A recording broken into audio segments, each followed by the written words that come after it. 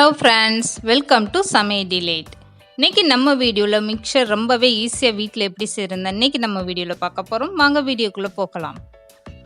Mixer செய்கிறதுக்கு first காரா boondi ready பண்ணிக்கிடுவோம். அரை கப் அளவுக்கு நான் கடலை மாவு எடுத்திருக்கேன்.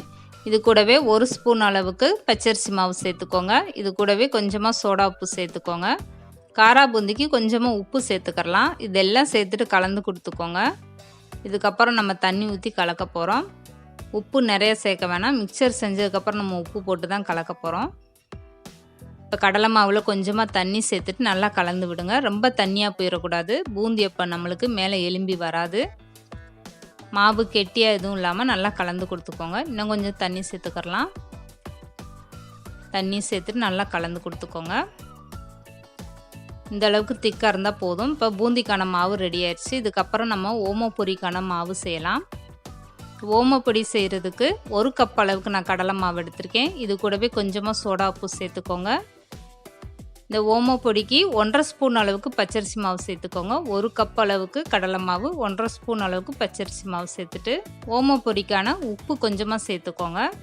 நம்ம அரை உப்பாக தான் சேர்த்துட்ருக்கோம். காரா பூந்திலையும் கொஞ்சம் தான் உப்பு சேர்த்துருக்கோம். இதெல்லாம் சேர்த்து நல்லா கையை வச்சு கலந்து கொடுத்துக்கோங்க. இதில் இப்போ கொஞ்சமாக சூடு பண்ண எண்ணெய் சேர்த்துக்கோங்க. எண்ணெய் சேர்த்துட்டு இதுக்கப்புறம் ஸ்பூன் வச்சு கலந்து கொடுங்க. கை விட்டுறாதீங்க, சூடாயிரும். நல்லா இந்த மாதிரி மாவை கலந்து கொடுத்துட்டு இதுக்கப்புறம் நம்ம தண்ணி ஊற்றி பிசைஞ்சுக்க போகிறோம். ரொம்ப கெட்டியாக இல்லாமல் மாவை கொஞ்சம் நெல்லுன்னே பிசைஞ்சுக்கோங்க. மாவு ரொம்ப கெட்டியாக இருந்தால் பிழியறது கஷ்டமாக இருக்கும். நீங்கள் பிழியும் போது ரொம்ப டைட்டாக இருக்குது, பிழிய முடியலைன்னா கொஞ்சம் தண்ணி கலந்து மாவை திரும்ப பிசைஞ்சு எடுத்துக்கோங்க. ரொம்பவே ஈஸியாக வரும். நான் பிசைஞ்சிட்டு காட்டுறேன் எந்த அளவுக்கு நம்மளுக்கு கரெக்டாக இருக்குன்னு பாருங்கள். இதுக்கப்புறம் நம்ம எண்ணெயை காய வச்சுருக்கோம்.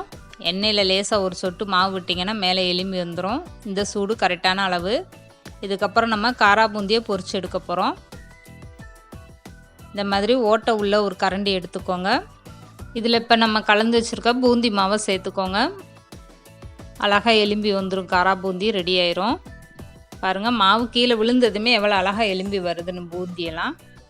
மாவு ஊற்றுனதுமே நீங்கள் கரண்டி போட்டுறக்கூடாது. லேசாக இப்படியே சுற்றி மட்டும் காட்டுங்க. ஒரே இடத்துல நம்மளுக்கு விழுகாமல் காரா பூந்தி ஒட்டாமல் நம்மளுக்கு அழகாக வரும். கடைசியில் இந்த மாதிரி கரண்டி வச்சு தேய்ச்சி கொடுங்க. கரண்டியில் உள்ள எல்லா மாவும் விழுந்துடும். காரா பூந்தி நல்லா செவந்ததுக்கப்புறம் நம்ம எடுத்துடலாம். பாருங்கள், ஒன்றோடு ஒன்று ஒட்டாமல் ரொம்பவே அழகாக வந்திருக்கு. இப்போ சூப்பராகவே நம்மளுக்கு காரா பூந்தி ரெடி ஆயிடுச்சு மிக்சருக்கு. இதை எண்ணெயெல்லாம் வடிச்சிட்டு நல்லா எடுத்து வச்சுருங்க.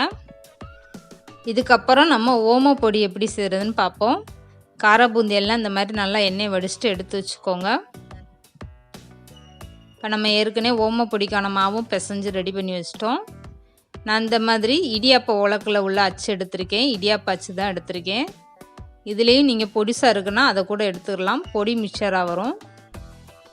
இப்போ இந்த மிக்சரை நம்ம புளிய ஆரம்பிச்சிடலாம். இந்த அளவுக்கு மாவு எடுத்து இதில் உள்ளே அமுக்கி வச்சுக்கோங்க. ஸ்டவ்வை கொஞ்சம் குறைச்சே வச்சுக்கோங்க. நம்ம பிழியும் போது அந்த எண்ணெயோட சூடு நம்ம கையில் பட ஆரம்பிக்கும். கையை கொஞ்சம் தூக்கிக்கிட்டே நீங்கள் பிழிய ஆரம்பிங்க. இந்த அளவுக்கு நல்லா சுற்றி முறுக்கு மாதிரி நல்லா பிழிஞ்சு விட்டுருங்க.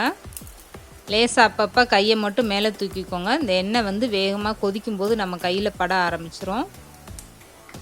இப்போ இதை அப்படியே உடனே கரண்டி போடாமல் கொஞ்சம் நேரம் ஃப்ரீயாக விட்டுருங்க. நல்லா வெந்து வரட்டும்.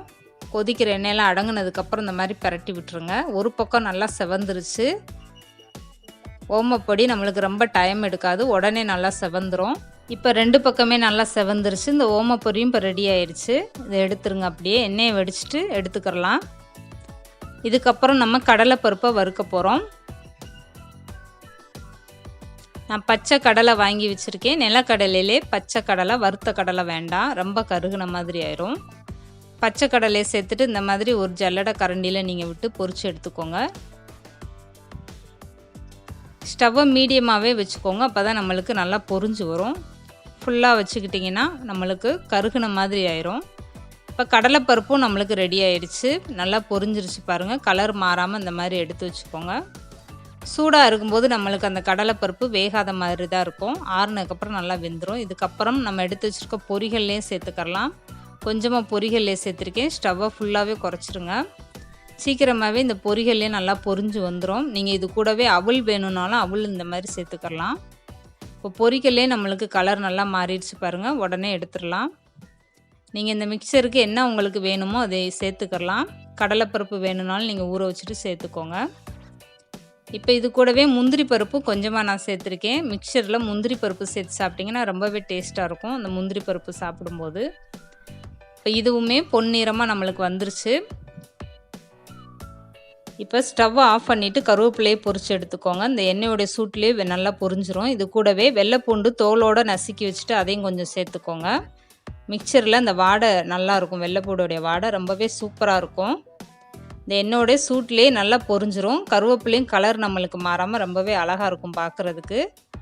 இப்போ மிக்சருக்கு தேவையான எல்லாமே ரெடி ஆயிடுச்சு. இந்த மிக்சர் எப்படி கலக்கிறதுன்னு பார்ப்போம். ஓமப்பொடியை வச்சுட்டு லைட்டாக மட்டும் உடச்சி விடுங்க. ரொம்ப பொடிசாக உடச்சி விட வேண்டாம். இது கூடவே பொரிச்சு வச்சுருக்க காரா பூந்தியும் சேர்த்துக்கோங்க. இது கூடவே நம்ம பொரிச்சு வச்சுருக்க கடலைப்பருப்பு, இது கூடவே பொரிகள்லையும் சேர்த்துடலாம். இதுக்கப்புறம் முந்திரி பருப்பு சேர்த்துக்கோங்க. இது கூடவே எடுத்து வச்சுருக்க கருவேப்பிலையும் வெள்ளைப்பூண்டையும் சேர்த்துக்கோங்க. இது கூடவே 1 ஸ்பூன் அளவுக்கு தனி மிளகாய் தூள் நான் காரத்துக்கு சேர்த்துருக்கேன். கொஞ்சமாக உப்பு சேர்த்துக்கோங்க. நம்ம ஆல்ரெடி ஓம பொரியலில் உப்பு சேர்த்துருக்கோம். இதில் கொஞ்சமாக இப்போ 1/2 டேபிள் ஸ்பூன் அளவுக்கு கறி மசாலா தூள் சேர்த்துருக்கேன். இது கூட இப்போ பெருங்காயத்தூள் சேர்த்துக்கோங்க. கறி மசாலா வாடை பிடிக்கலைன்னு நினச்சிங்கன்னா நீங்கள் அதை போட வேண்டாம். போடாமே நீங்கள் கலந்து சாப்பிடுங்க. மிக்சர் ரொம்பவே டேஸ்ட்டாக இருக்கும். அவ்வளோதாங்க, ரொம்பவே சூப்பராக நம்மளுக்கு மிக்சர் ரெடி ஆயிடுச்சு. இதை கண்டிப்பாக நீங்களும் உங்கள் வீட்டில் ட்ரை பண்ணி பாருங்கள். ரொம்பவே அருமையாகவும் ரொம்பவே ஈஸியாகவும் மிக்சர் எப்படி நம்ம வீட்டிலே செய்கிறதா இன்றைக்கி நம்ம வீடியோவில் பார்த்துருக்கோம். இந்த வீடியோ பிடிச்சிருந்தா லைக் பண்ணுங்கள், ஷேர் பண்ணுங்கள். மறக்காமல் சமையல் டெய்லி சேனலை சப்ஸ்கிரைப் பண்ணுங்கள்.